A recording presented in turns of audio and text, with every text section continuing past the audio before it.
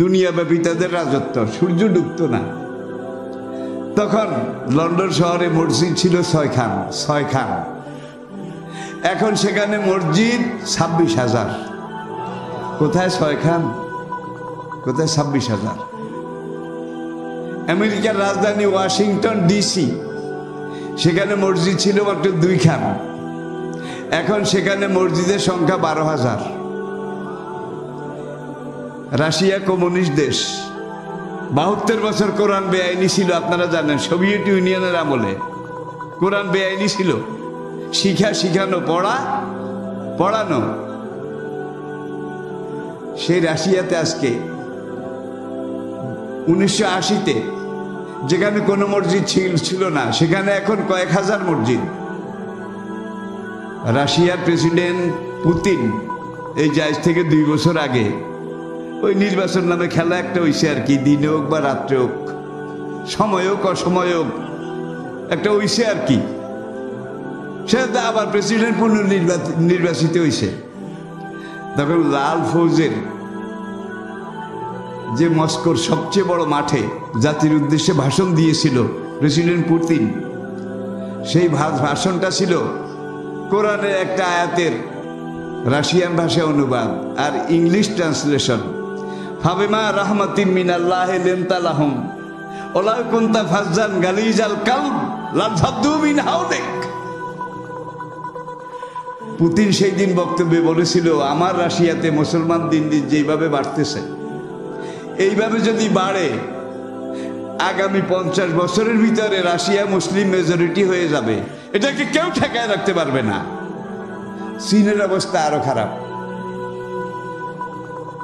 মুসলমানদের প্রোডাকশন বুঝেন তো, একজন মুসলমান স্বামী স্ত্রী, তাদের সন্তানের সংখ্যা 60 থেকে 7।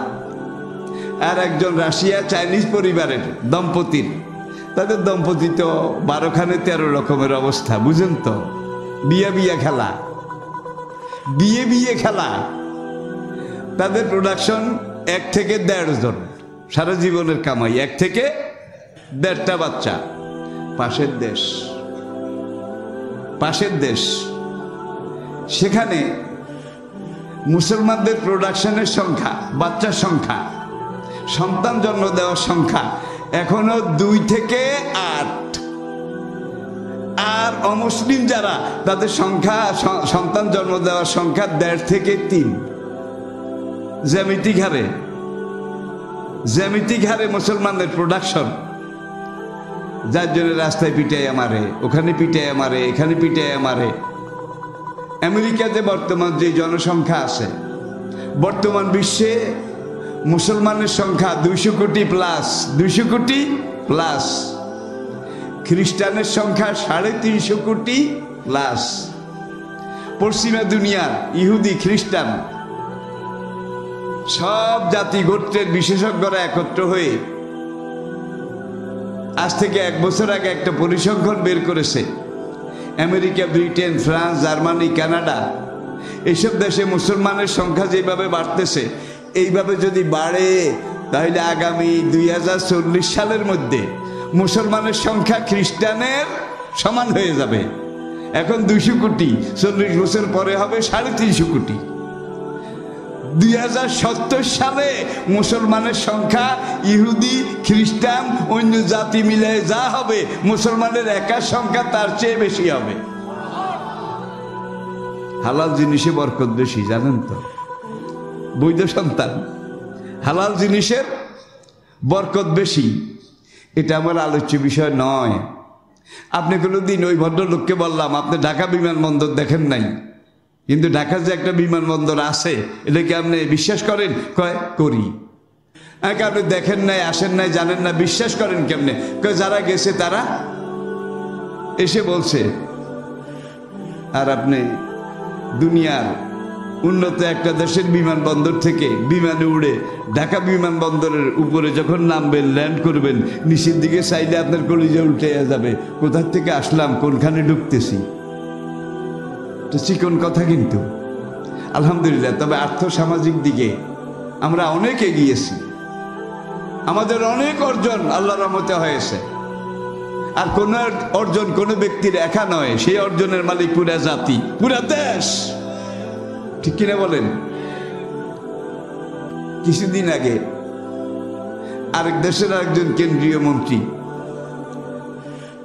বক্তব্যের মধ্যে বলেছে, আপনারা অনেকে হয়তো পড়েছেন, জাতীয় সব পত্রিকায় এসেছে, বাংলাদেশ অভাবের দেশ, কাঙ্গালের দেশ, গরিবের দেশ, বাংলাদেশের মানুষ খেতে পায় না, এই জন্য শুধু ভারতে ঢুকে। আমাদের বর্ডার বাহিনী কি করবে? তাদের দায়িত্বই তো এইটা, যারা এইভাবে বেআইনিভাবে ঢুকে তাদেরকে গুলি করে মারবে, এটাই তো তাদের কাজ।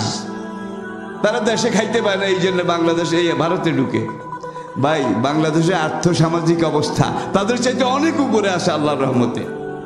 বাংলাদেশের একটা মানুষে সেখানে চাকরি করে না, সেই দেশে 5.5 লাখ মানুষ এখানে চাকরি করে।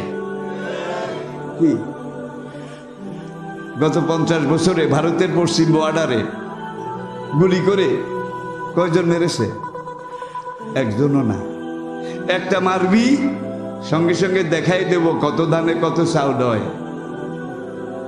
পূর্ব দিকে চীনের সাথে হাজার হাজার মাইলের বিশাল বর্ডার আছে, সেখানে বছরে কয়জন গুলি করে মারে? কয়জন? একজনও না। আর যত গুলি করে মারা হয় সব গরিবের বউ, সবাই ভাবি, গরিবের বউ সবাই ভাবি। তো আল্লাহর ফয়সালা খুব কাছে, আল্লাহর ফয়সালা খুব কাছে।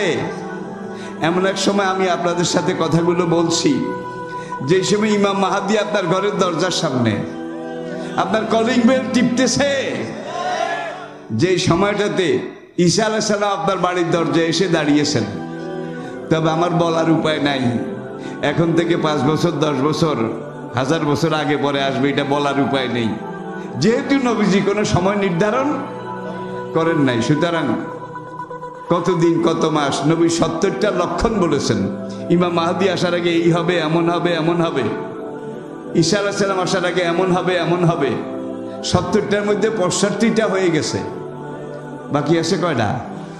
তাইলে আমি যে বলছি ঘরের দরজায়, পুরা দুনিয়াতে দিন কায়েম হবে, ইসলাম কায়েম হবে, নবীজির ভবিষ্যৎবাণী।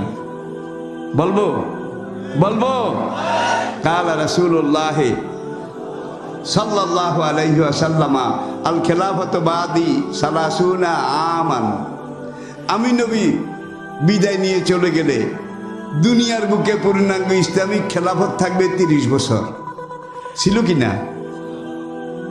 দেশের সবচেয়ে সুন্দরী মেয়ে, আরববালা, অনিন্দ সুন্দরী, ষোড়শী, উর্বশী তরুণী, সে উত্তর আরবের হাদ্রামাউত থেকে সেজে গুজে একটা যুদ্ধ ঘোড়া নিয়ে একাকিনী ঘোড়ার পিঠে উঠেছে, উঠে সে দক্ষিণ আরবের দিকে ঘোড়া নিয়ে সফর শুরু করেছে।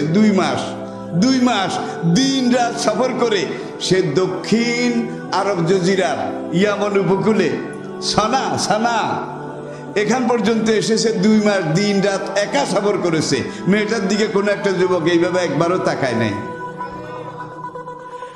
সোনাবানের পুঁথি কই না, গাজী কালু সাম্পাবতীর পুঁথিও কই না। This is fact, this is correct, এগুলোই বাস্তব।